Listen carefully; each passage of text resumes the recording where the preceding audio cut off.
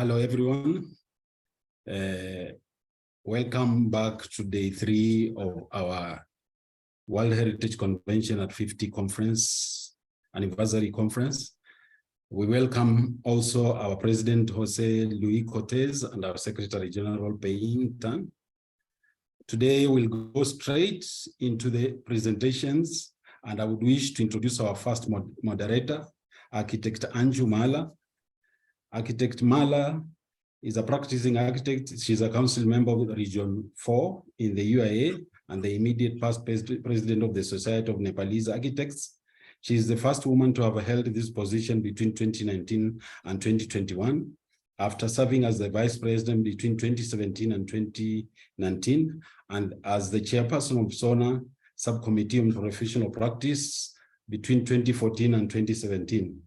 She launched the Women in Architecture Forum and organized a national conference in December 2019. She has volunteered in earthquake reconstruction work and advocated for heritage issues. She has served as a jury member of several national and international design competitions in Asia, and she is currently a member of the Independent Monitoring and Verification Team for Nepal Health Infrastructure Development Alternatives Incorporated for DFID and NHSSP, which is the National Nepal Health Sector Support Program, and is also supervising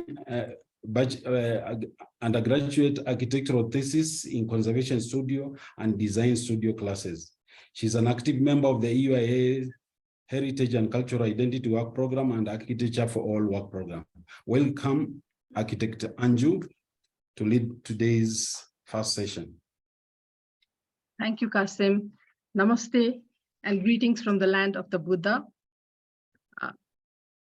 Greetings to all of you present here today with us on the third day of the World Heritage Convention 50th Anniversary Conference on the theme, The Next 50, Heritage as a Source of Resilience, Humanity, and Innovation. Thank you, President Jose Luis Cortez, General Secretary Datuk Keong, for being with us. Our keynote speaker, Professor Olimpia Niglio, speakers Professor Tang, Architect Chak Keong, and Architect SabinaTandukar, representing Region 4 today, which includes Asia and Oceania. This part of the globe houses a total of 139 UNESCO World Heritage Sites, with 61 in South Asia, 41 in Southeast Asia, and 37 in Oceania. The close connection that we as individuals have with our heritage and culture, the tangible and the intangibles, is what identifies us in unique ways in the global platforms. We as architects have a major role to play in how we safeguard, conserve, or reuse our heritage, large and small scale, beyond those defined by UNESCO, for the benefit of all and to keep identities intact in the process. Issues of climate change up in the Himalayas to seafronts have affected heritage structures, and we need to rethink and innovate from lessons learned from natural disasters and pandemic situations as we delve ahead into unknown futures.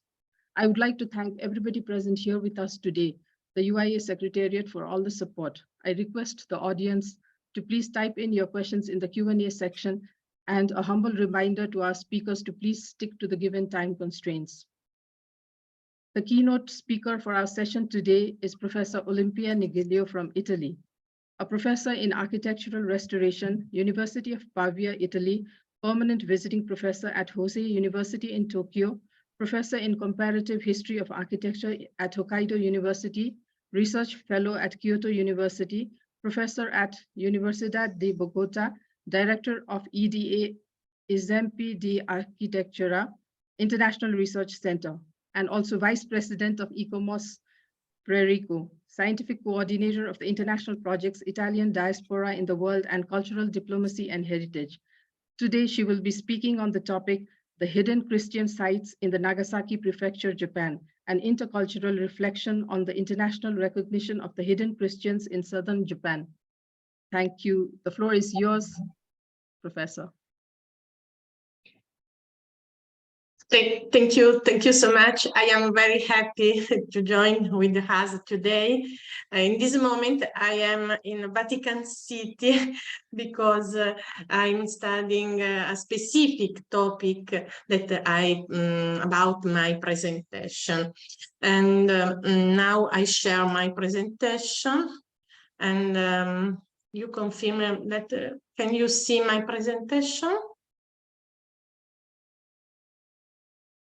Okay, Yes. good. Good, thank you. The title of my presentation is Hidden Christian Site in the Nagasaki Prefecture of Japan. I am delighted to start today this international conference with you around the world, and I thank the International Union of Architects, the President, and all the staff for this special organization. The topic of my presentation aims to open an international reflection on the international recognizing of the hidden Christian in southern Japan, an heritage that has united the West with the first with signs of the 17th century, World Heritage from June 2018. This is an image with all area today are World Heritage in Japan, but this is the special site dedicated to the hidden Christian in Nagasaki region. I start my presentation. This is also another specific details of this area, but I start my presentation with a map from the 17th century with the location of the Jewish settlement in the world. Because the role of this company was very important for the evangelization of the Christianity in Orient area. But in Japan, the area very important about this evangelization is today also Nagasaki Prefecture in the south, in Kyushu Island, in the south of Japan. The Nagasaki prefecture on the south of Japan was favored by many Oriental contacts, and the first important contact was Francisco Xavier. Francisco Xavier, Portuguese, but Jewish of this company. Francisco Xavier arrived in Japan in 1549, and in this period, this role, this presence was very important to start the evangelization of the Christianity in south of Japan.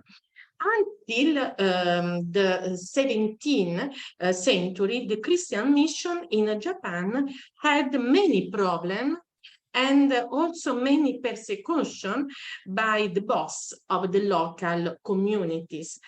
In reality, the history of this history is very, very tired, but it is very important today understand also the value of this mission of Christianism in Japan, and also because today this heritage, this inheritance, cultural inheritance, is a world heritage. Here, it is possible also to see a reconstruction of the image about the wooden table with the sacred image used during the ceremony of renunciation of Christianity. Because from 1597, a special law proposed by the shogun Tokugawa in Japan was an important law to favorite the renunciation of the Christianity in Japan. And this is the very important heritage today that we need to know very well to understand also this World Heritage value. The Hidden Christians site in Japan bears unique testimony to the history of the people and their community. Now, I want to share with you some image, also image from specific archive between Japan and Italy. Above all, in Vatican City, I found many documents in the Apostolic Archive in Vatican City, but also in national libraries in Japan. And now I wanted to share with you some of these images, but also many images about the site that today are the World Heritage Site. And the Hidden Christian site in Nagasaki region bears unique testimony of the history of the people, and their community was secretly transmitted their faith in Christianity during the time of the Prohibition, spanning more than 2 centuries in Japan, from 17th to 19th century.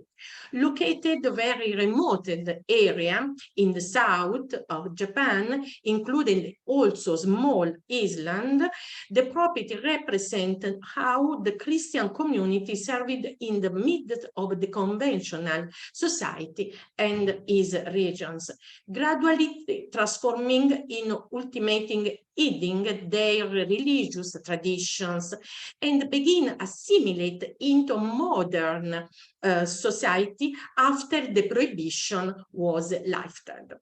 The World Heritage is comprehended in 12 components located in Nagasaki region of Japan, in the south of Japan, and today this area are very important also for the special value of the cultural landscape. This is very important because this area today was were evaluated by the Japanese government also for the special cultural landscape. Since now I share with you many images because this area dedicated to the Christianism in Japan are represented by special site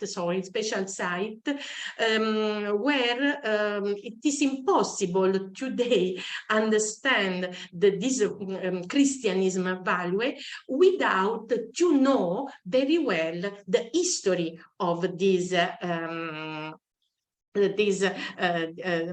evangelization from the Occidental missionary. Since the Nagasaki region serves as Japan a gateway from exchange with the foreign country and as a place where missionary settlement from the later half of the 17th century. People in the region could receive the missionaries without extension over a long period of time. And as a result, Catholic community took a route, family trade 10 anywhere it's in Japan. In this context, ever after Japan banned Christianism in the 17th region, for example, this is a special site, a special altar in the house of the Christian community, where in these cases we see the Buddhist altar, but also in this area, the hidden Christian had special symbolism, devotional symbolism of the Christianism. hidden Christian served as a community that formed a small village site along the south coast in Japan, and also in remote island to each hidden Christian migrated during the ban of the Christianity in Japan. For example, there are in the south of Japan, there are this archipelagus is very, very composed with many small islands where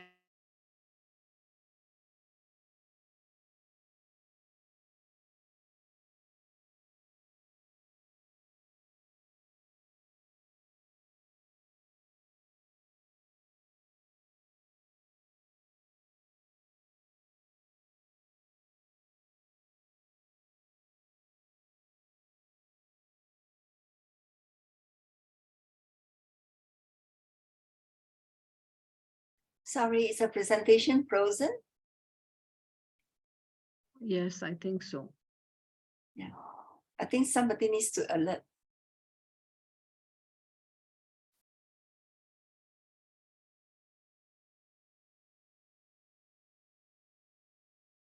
I think she puts on mute. I think she's disconnected now.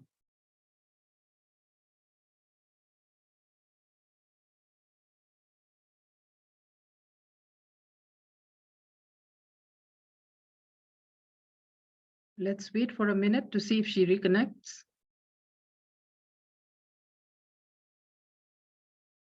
Really wonderful presentation.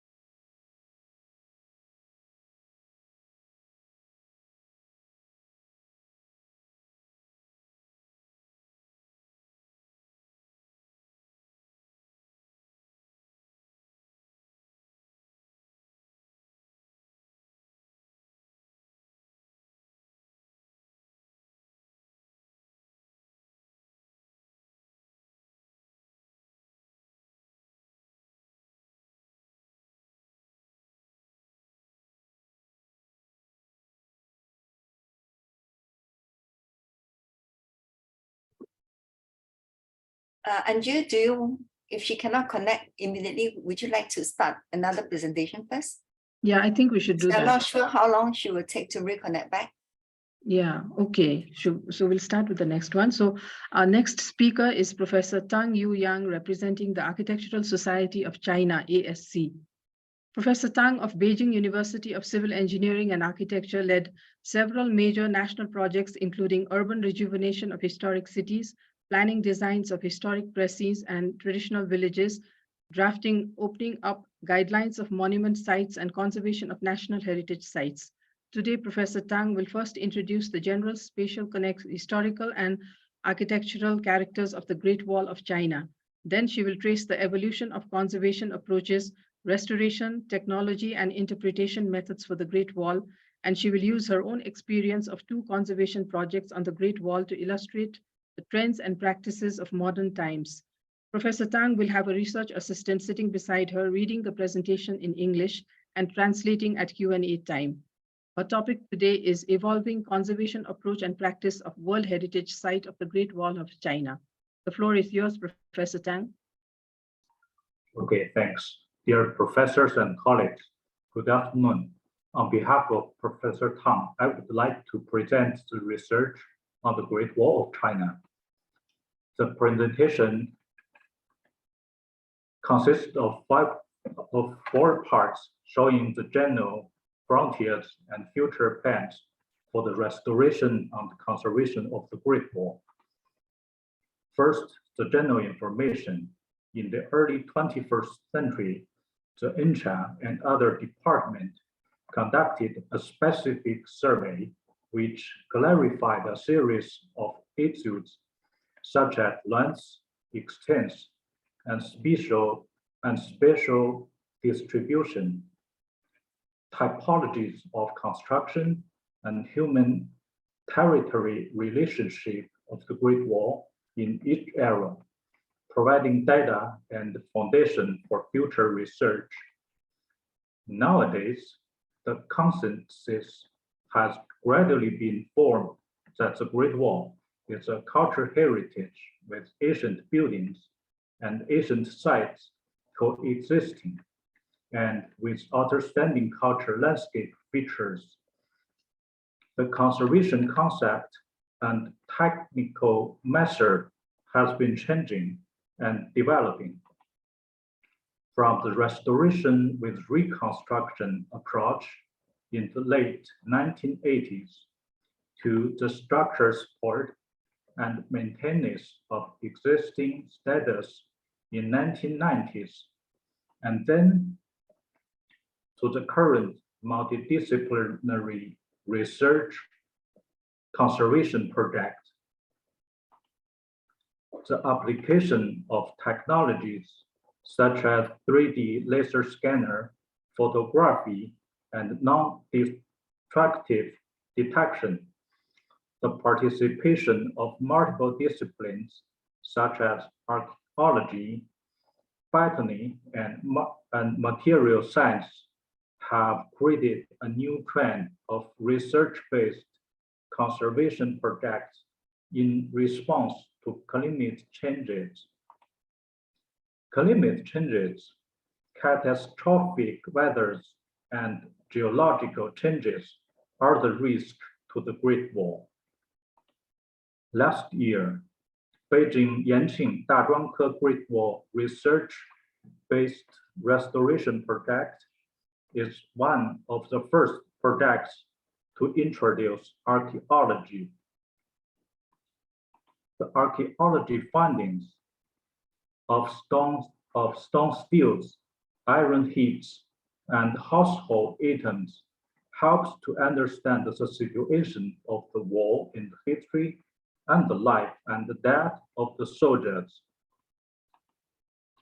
With archaeology, the botanical research teams have been identified more than 30 species of trees, shrubs, and herbs.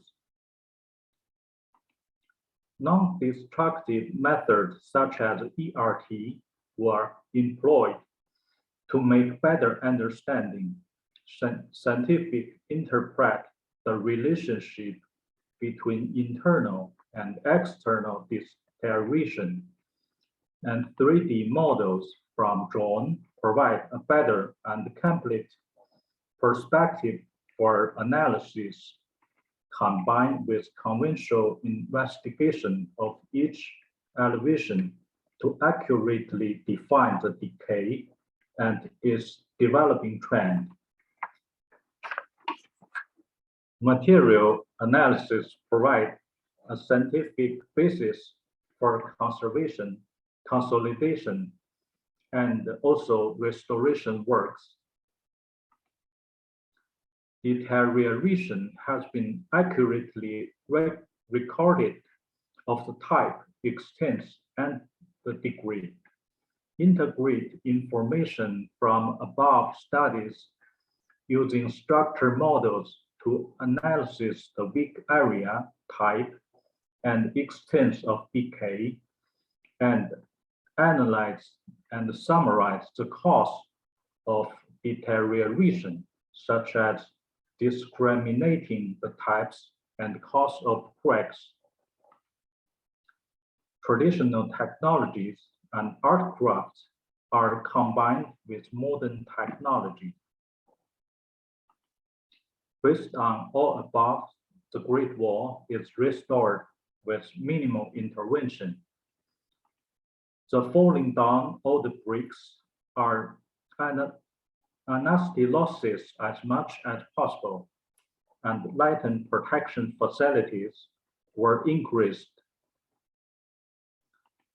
The vegetation that does not affect safety and stability are kept on the site.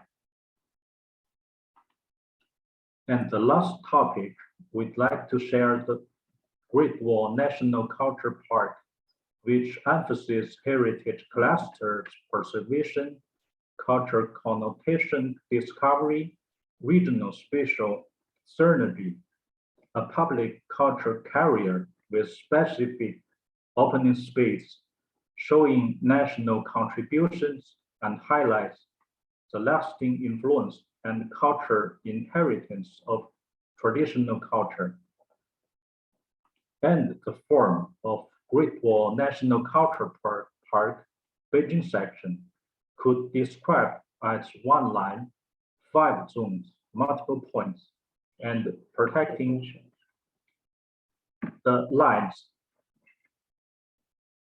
integrating the zones and making highlights to analyze the protection of its historical and cultural landscape, the coordination of the region and promote the cultural heritage, the Chinese culture. And in this part is involved of 4,000 square kilometers of southern Beijing with 5 key areas and about 100 projects according to the required of stock levels. And the typical project including Zhenkou Great Wall restoration, Badaling National Museum of Great Wall expansion, Beijing Great Wall Cultural Festival, and 3 kilometers Beijing Suburb Great Wall National Scenic Byway. And all this byway could be, the people can get really involved of the cultural heritage and the local development.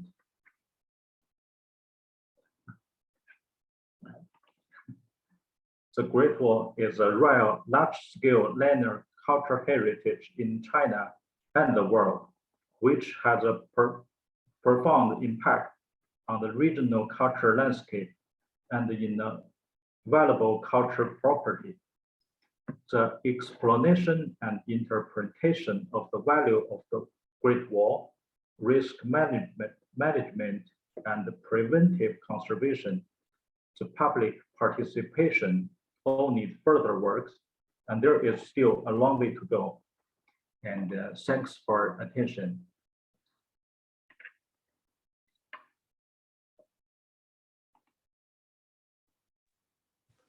Thank you very much. Wonderful. Thank you, Professor Tang. That was a wonderful presentation, getting us so close up to the details of the Great Wall of China, and we hope to visit it one day soon. Now, our next speaker is architect Andrea Louis Chak Keong from Macau. He is a cultural heritage architect, doctor of design. He also teaches in many colleges and universities as master tutor, research direction on Macau city and architecture, cultural heritage protection. He has participated in a number of government policy and planning research on urban cultural heritage and tourism development. He has regularly published architectural research articles in periodicals and published books. Macau Illustrations, Beyond Memory, Macau Market as co-author. Today, he will be talking about the historical center of Macau, which is classified as World Heritage, a brief presentation about the monuments, their value, and the relationship with the intangible cultural heritage and the life of the people of Macau. Welcome, Professor Dr. Louis Chak Keong. The floor is yours. Yeah, thank you.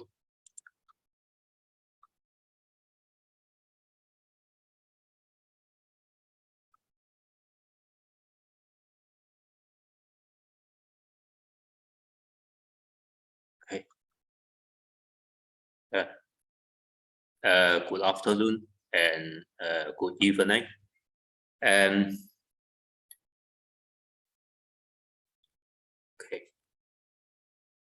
Macau is a small city, one of special administrative region located in the south of China. So on the western bank of the Pearl River Delta, just 1 hour of ferry trip from Hong Kong slowly.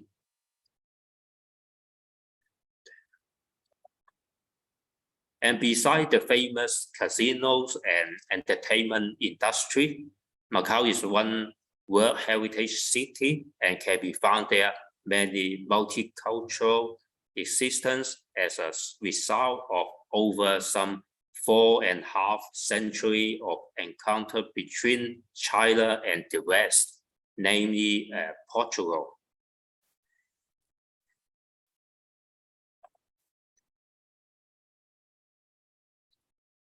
And looking back at history, Macau, the Chinese name Old Moon, is meaning the training gate. And during the ancient time, the port city of Macau was part of the Silk Road, with the ship loading here with the silk from Rome. In the early 16th century,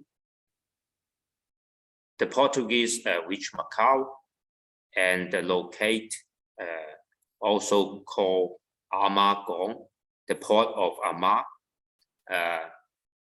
in honor of the goddess of seafarer, and the temple stood at the entrance of the shelter in the harbor. And the Portuguese adopt the name and changed into the name Macau.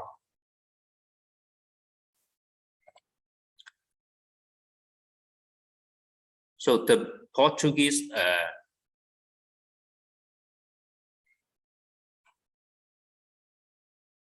with the permission of Guangdong's Mandarin, established a city that within a short time have become a major entrepot of trade between China, Japan, India, and Europe.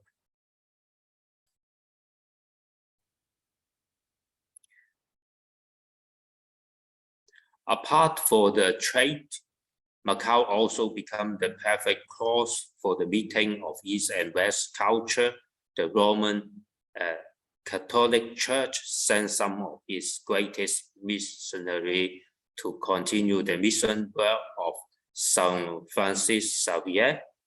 A Christian college was built beside what is now today ruin of St. Paul, where students such as Italian Matteo Ricci prepare for their work as Christian scholar at the Emperor Court in Beijing.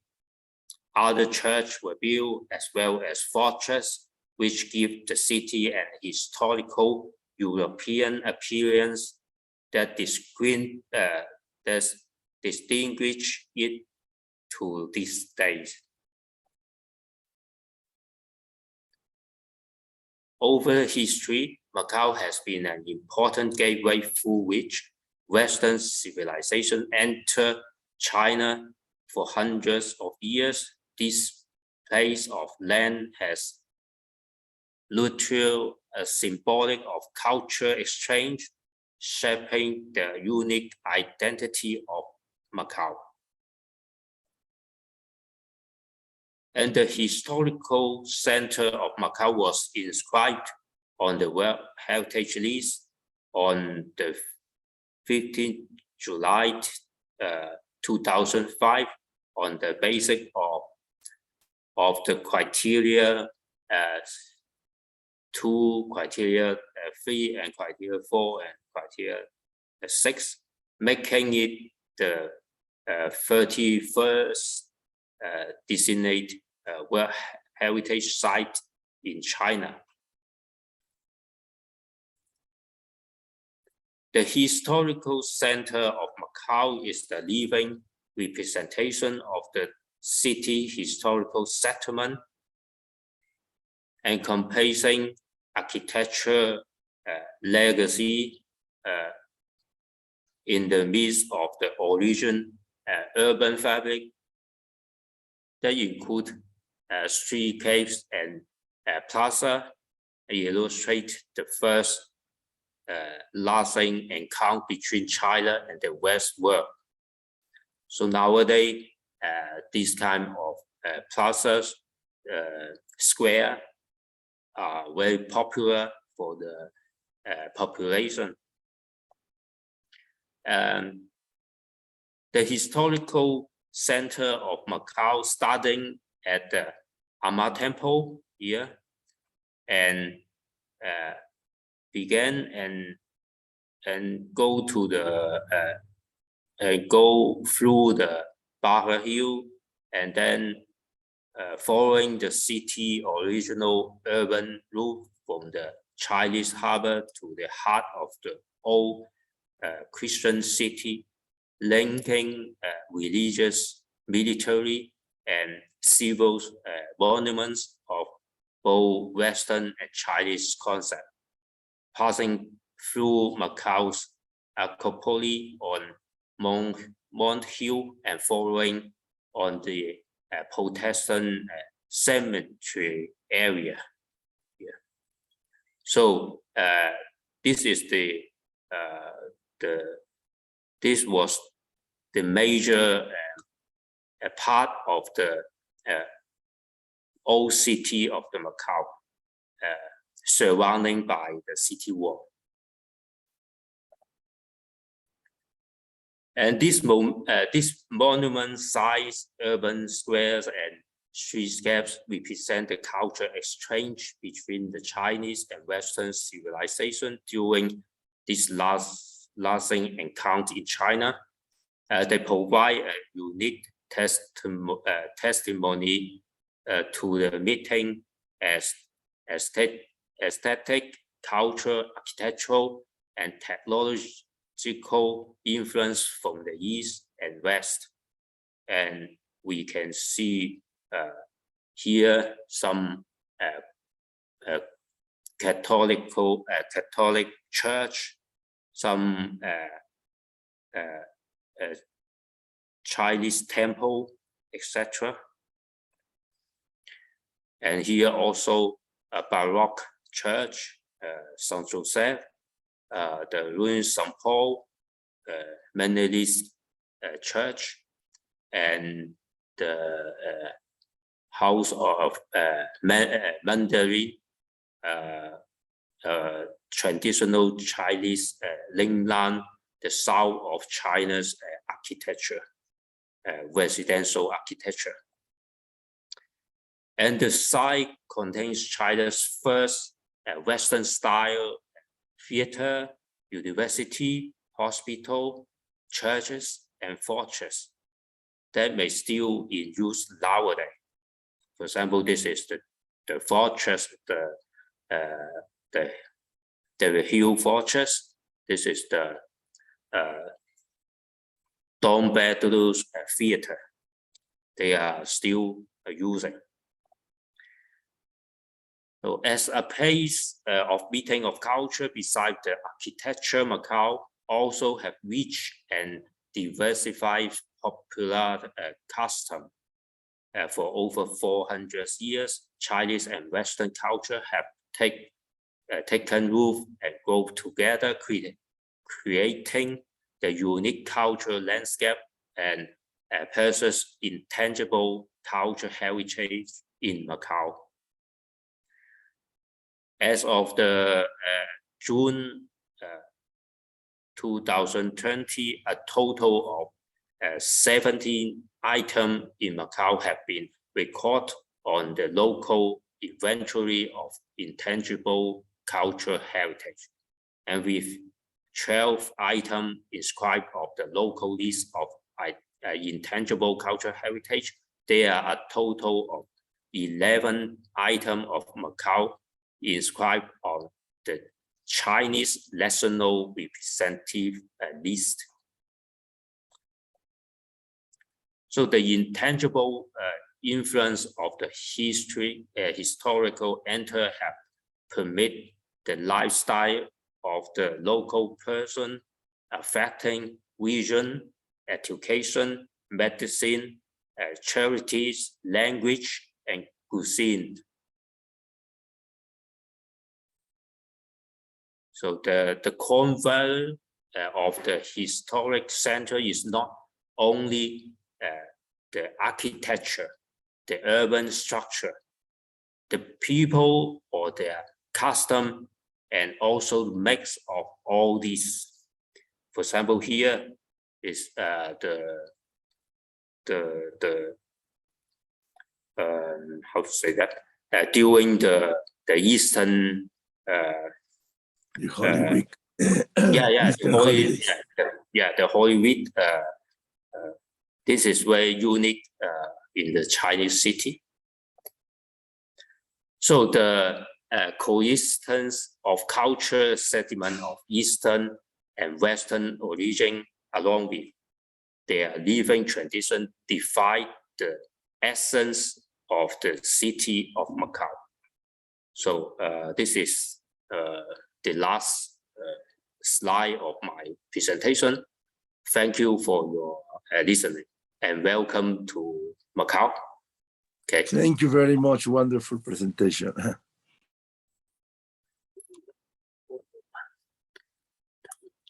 Thank you for the presentation. Okay. We in Asia, we relate to architecture, culture, and the social context.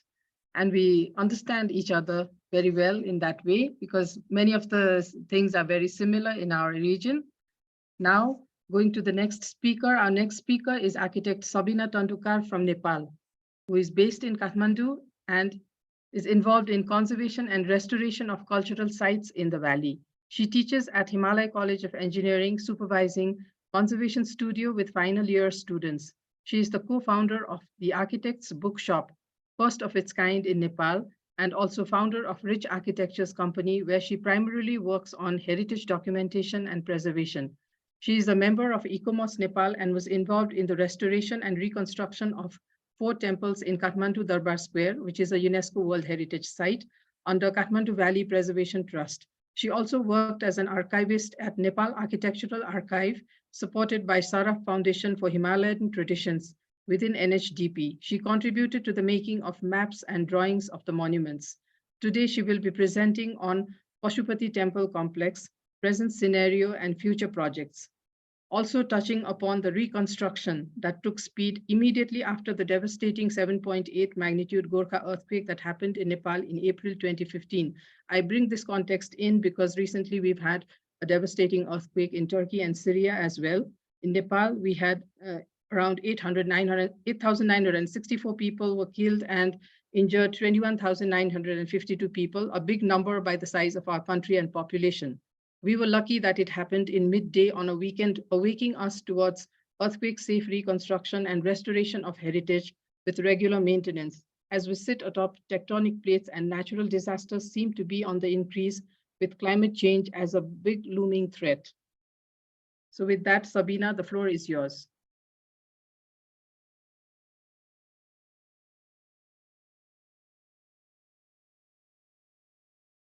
You are muted.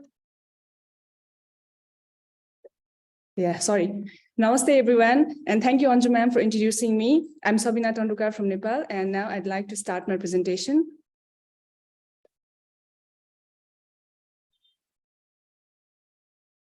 Today, my presentation topic is on Pashupati Temple Complex, its present scenario and future prospects.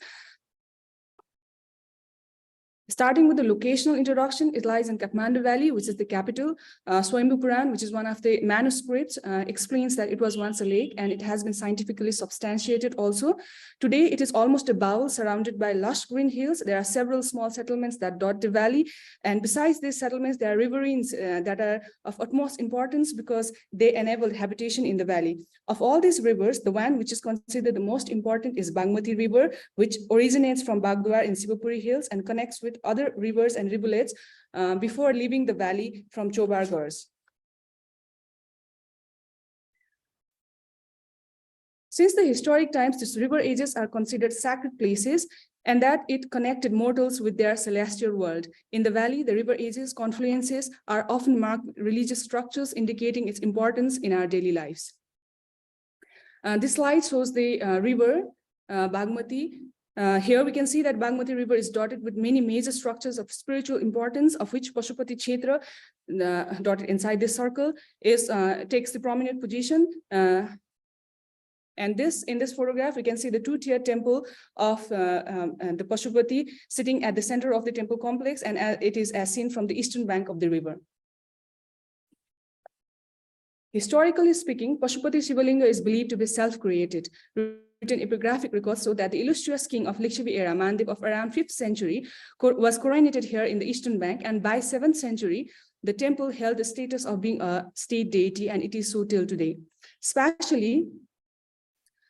Especially, we can see that the temple area extends over both the eastern and western banks of the Bagmati River. The main temple courtyard and multiple votive structures, Kailas Plateau, along with cremation ghats, are situated on the western bank, while the Slesmantak forest with the major temples of Vishwarupa and Guheshwari extends on the eastern bank. This clearly explains that the primary physical elements of the site are not only the temple premises, but also the river and the forest, which come together to give this spiritual sanctity to the area.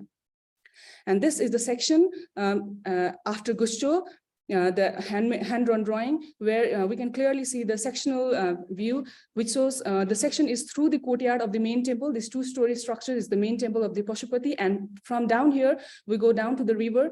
Along the river, at this western side is the cremation site as well, and on the other side of the river, we go up to the Slesmantak forest, and here there are two major temples situated on the eastern bank, those of the Vishwarup temple and Guheshwari. This is the aerial image by Erwin Snyder of 1972, which clearly shows the river flowing in between, and the main temple on the western bank and the forest on the eastern side. And on the western side, what we can see is besides the main temple, there are arrays of other temples, structures like Mahasnan Ghar, Sadavarta Bhavan, Sankaracharya temple, and all that together they create a microcosm of itself. This image, the upper one, is by Erwin Snyder of 1972, which shows the cremation taking place on the western bank, and the lower one is of the 2023, showing the structures on either side of the ghat. In our Hindu society, what is believed is one attains moksha if his or her body is cremated here, mostly along the Arya Ghat and Basmeshwar Ghat of the Pashupati area. These are some historical images of the temple area, just trying to grasp the view at that time when the river was broad and water was clean. This image is the aerial map, which shows the river in the river line in blue that goes through the temple complex. This is the forest area, and what we can see here is the massive urban growth that is almost taking the temple, the river by high speed, and we can see that there are almost no space left between the river and the settlement, the encroaching settlement. This hand-drawn drawing is after Gusto, which shows the temple complex, the central two-tier temple, and the surrounding smaller votive structures, satels, and other structures of religious importance. Now going into the issues related to cultural heritage preservation, disaster risk preparedness, and concentrating on the Pashupati temple area, we find three major issues here: the restoration and reconstruction of the affected monuments, mostly after the 2015 earthquake. The second one is the preservation of the cultural forest. And the third, and the most important, is the cleaning of Bagmati River and the increase of water flow in all seasons. Besides these issues, the major risks that can induce disaster in this area is earthquake, fire, and landslide. Now we'll be focusing on the risk. Nepal lies in the zone of high seismic activity, and in the earthquake of 2015, although the main temple did not collapse, but it did suffer some damages. Similarly, other buildings suffered major damages, like the Sadavarta Bhavan, Mahasnan Ghar, Vishwarup temple, Panchadeval, Guheshwari temple, Satal suffered major physical damages. And what we find is that the ones that were abandoned, sloppily reconstructed in the earlier reconstruction, and ineffective use of traditional knowledge and technology had led to the further damage and collapse of those structures in 2015 earthquake. Similarly, after the 2015 earthquake, what we also saw within this temple complex was the exposure of the damaged structure to repeated rain and so on also led to further damages and led to the subsequent collapse of the entire structure. The most essential example to be discussed is that of the Vishwarup temple, whose dome was damaged during the 2015 earthquake, but since it was left exposed to sun and rain for a long period of time, that led to the complete collapse of the structure. So that was a kind of a learning for us all after the 2015 earthquake. Now, as a preparation for the future disaster, when we assess the Pashupati temple courtyard, we still see that there are still other risks that are lurking here in the area. For example, in this slide, when we assess this site, we can see that the courtyard has 4 major entrances on all 4 cardinal directions. The most important one is the west entry and the east entry. And when we assess all these 4 sites, we see that there are structures on either sides of these entrances, which during future seismic activity might collapse, because they already have some damages that they sustained from the 2015 earthquake. And in case if these structures collapse down and block these entries, then it will be difficult to get help from outside inside the temple courtyard immediately after the earthquake. Similarly, we can see these 2 bridges over here dotted in red circles. These bridges also connect the eastern and the western bank. And what we saw in the last year was during the Shivaratri festival, we saw that the parapet walls of these bridges collapsed because of the massive flow of the people. And that could happen in the side if in the future seismic activities leading to the collapse of the bridges and the disconnection of the eastern bank with the western bank, which needs to be seriously considered. Another one is the landslide induced by flooding during the monsoon season. We can see when we go to the site and assess the eastern and the western bank, we see that the edges of the eastern and western bank have started to settle down. This might be threat to the Pancha Shivalaya that we see over here in the eastern bank, the 15th Shivalaya. It might suffer major damages in future, as well as there are other structures on the western bank like this Ayurvedic hospital and a Sattal, as well as the Vatsala temple on the western bank, which might also suffer major damages. Now assessing the temple, the river and the river edges coming from the Guheshwari temple, we can see that on the banks of the river, on the edge of the Guheshwari river, a retaining wall has been created, and on top of it, the 3 major temple structures are standing. And in case of heavy rainfall, and if this retaining wall gives its way out, then these temple structures are also at threat. Similarly, this river takes a steep turn at this Gauri Ghat area and turns southwards. At this area, we can see that there are steep slopes on either sides of the river, that is the Surya Ghat area. And during the continued heavy rainfall in the monsoon time, if the terrain gives off, then it can come down, the landslide can happen and it can block the river. Similarly, the flooding and the landslide can also affect the Arya Ghat area and the Bhasmeshwar Ghat area down here. The other major risk is the fire risk.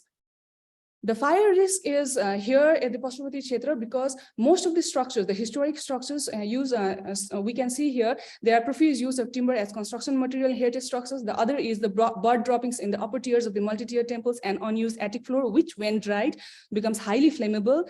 The fire rituals are also another major causes of the fire, like the lighting of the oil lamps, incense sticks, or during the Shivaratri festival, the importance of the fire ritual is known to us as well. Similarly, within the temple complex, there are active kitchens with the presence of gas and electric stoves, which can also lead to the fire risk induced disaster. Talking about this image, and this image clearly shows that there is a transformer over here sitting very close to this Mahasanagar building, which is made of timber. And if this explodes or something mishappening happens over here, then this building can easily catch fire and spread to the adjacent buildings also because they stand in a row. So these are also the risks that are here. And another one is a forest fire, which can happen if the surface unattended surface firing, and mainly the unattended fires during the winter and festivals are left, then the forest fire can also happen. So with this, what I would like to bring to attention is that while after 2015 earthquake, we are only, we have this tendency of looking into earthquake as our major disaster that can happen to us. But besides that, also there are these flooding, landslides, and flooding induced landslides and fire risks that can also cause major disasters in these areas of important cultural heritage sites. After this, I would like to share the restoration of the Mahasnanghar and its adaptive reuse as Pashupati Museum, because as I said earlier, most of the cases of damage and collapse during the 2015 earthquake in these heritage sites were abandonment, no use, and no repair and maintenance. So one of the way out to use the buildings and have it periodically checked and maintained is the adaptive reuse and give it a new function to it. So this is one case. The Mahasnanghar building is located here in the red dot. This building is a quadrangle, the courtyard, and a 3-story structure of Saha period.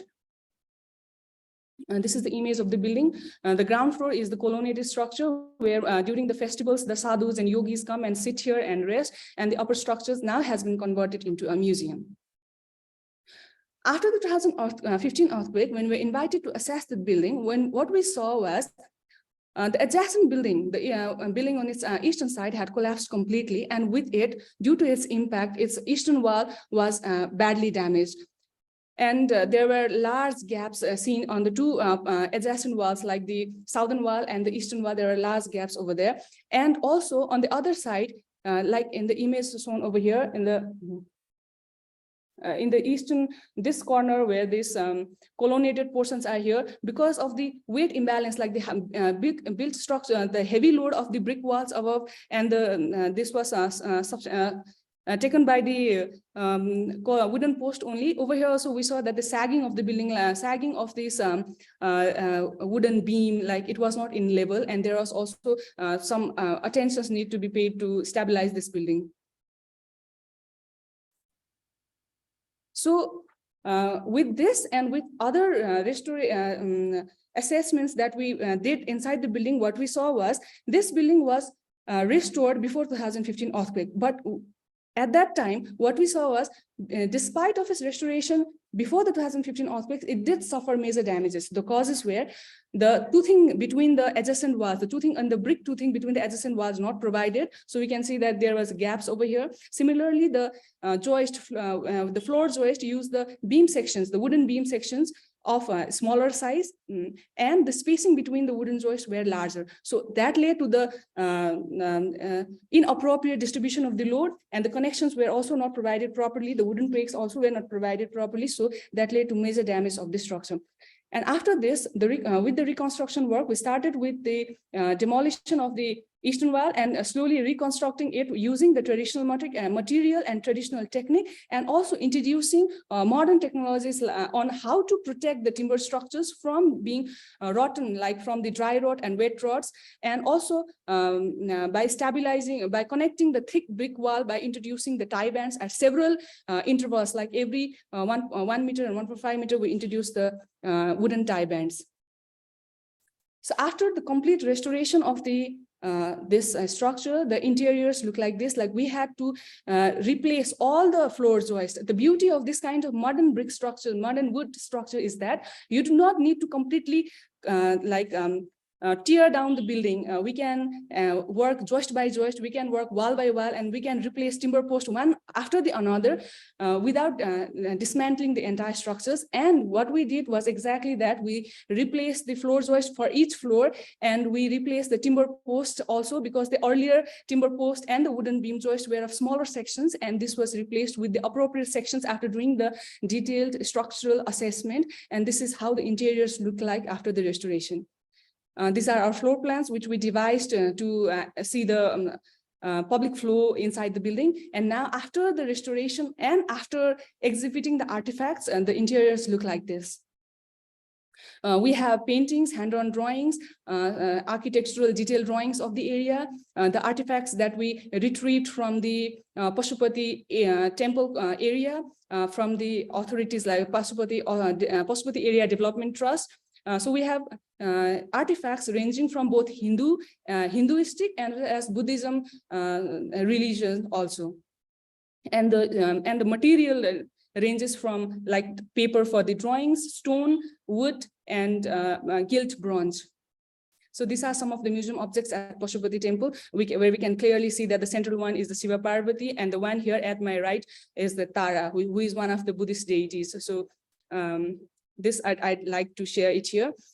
And so within the 2 years, like 2018 to 2020, we were able to restore this Mahastangghar building and built it as a museum. Now, as discussed by our Anju Malla Pradhan madam, before concluding, what I'd like to add is that what we learned from the 2015 earthquake, at that time, at the wake of 2015 earthquake, what we saw was the huge community participation that ranged from providing quick relief like food and medicines to helping injured and also in safeguarding one's own heritage. For example, on one of my workshops with the local stakeholders from Swayambhu, which is one of the World Heritage Site, as is this Pashupati Temple complex, we saw that what I found was the locals, before the government or any concerned authorities is there, it was the locals who took initiative to lock the entire hill up where the centuries-old artifacts are located, and they took guards at every entry points for 24 hours and allowed entry to only the locals, so that in those early hours, there was no theft occurred and they could safeguard their world heritage, like the cultural heritage properties. So this was the initiative of the community that was exemplary at that time. Similarly, in a small settlement like Sahu, is one of the traditional settlement, what we saw was, although it is not a World Heritage Site and the government would reach there later because its major importance is in safeguarding cultural heritage sites of the World Heritage areas, what we found here was the local youths, the local people, local youth like 18-year-old or 20-year-old youths coming together to form groups and salvaging the carved timber, bricks, stones, and the like from the debris, and preparing inventory, safeguarding from the rain and sun so that they could be reused later during the reconstruction works. This clearly showed that these heritage structures were not only monuments, but part of our lives, and we felt disbalanced when we saw them fall into pieces. This emotional connection was of prime importance that has led to a restoration of so many monuments in the valley, although there are still many more to attend to. With this message that respecting the emotions and community connections is a prerequisite in any reconstruction works, and without that, the heritage reconstruction works becomes too technical and not living. I'd like to end my presentation here. Thank you everyone for listening. Thank you so much. Oh, excellent presentation. Congratulations. Thank you, sir. Thank you, Sabina. You exceeded time though. Anyway, so sorry, since our first speaker was cut off, it's okay. I just got a message from Olimpia Niglio. They had general problems with the Vatican's Wi-Fi line, which was working fine. She is mortified and apologizes to everyone. Dear UIA, thank you for creating the platform for this World Heritage Convention, a 9-hour webinar that has exposed the entire World Heritage to many participants all over the world. Would there be any evidence of participation given to participants at the end of the webinar? I guess that's a question. Sorry, I got disconnected in between. So the questions put up in the Q&A section is not visible to me. Monica, can you help me with that? Just a moment, Anju. There is one question from Ioli Parisi. Not being able to write in the chat, I am writing on behalf of. Sorry, you had already. Yeah, Miwati had sent me that. Okay. So for me, only those two are visible. The ones that you already. Okay, so one was a question, right? Yeah, the other. Okay, can you? Yeah, dear UIA, I thank you for creating the platform for this World Heritage Convention, a 9-hour webinar that has exposed the entire World Heritage to many participants all over the world. Would there be any evidence of participation given the participants at the end of the webinar? This is the sole question that I am, it is visible for me right now. Yeah, this is a question for the UIA Secretary to answer. I have actually sent the questions to them to prepare for the answer. So this has got nothing to do with the webinar. It's more like an administrative issue. So maybe you can continue. Yeah. Okay. But for sure, we will have a report. So every statistics of this webinar will be on the report. Thank you. There was another question initially. Has that been answered? Yes, there's one that has been answered in the Q&A already, but probably just for the benefit of everyone, you can actually read the question and the answer. for the Great Wall? I can see there is an answer there. Okay, I okay, found it. Miwati has sent it to me. Okay, I'll just read it out. The question was sent in by Shyam Kawan. Professor Tang, I am from Nepal and had a chance, fortunately, to visit the Bardaling section of Great Wall. I was impressed with the bricks, presumably unburnt bricks. I just wonder how could those bricks and tiles be so stubborn in such a climate of Bardaling? What about the production of bricks then in such a huge mass? Do you have any traces of those industries in relation to these bricks? And the answer is, we have performed some experiments with the bricks. They are quite stubborn, and there were many kilns to produce them with quite high qualities. A single brick is with stress of 2 to 9 MPa. The mass was according to a regulation of Ming Dynasty. So that is the answer. Okay, we have another question. Actually, it's just a statement. Okay. So if there are no more questions from the audience, maybe we end this session. And the next session will be monitored by Architect Monica Bahai. Thank you for all your time, your voluntary presentations. It's been a great time of knowledge sharing. Thank you very much. Thank you.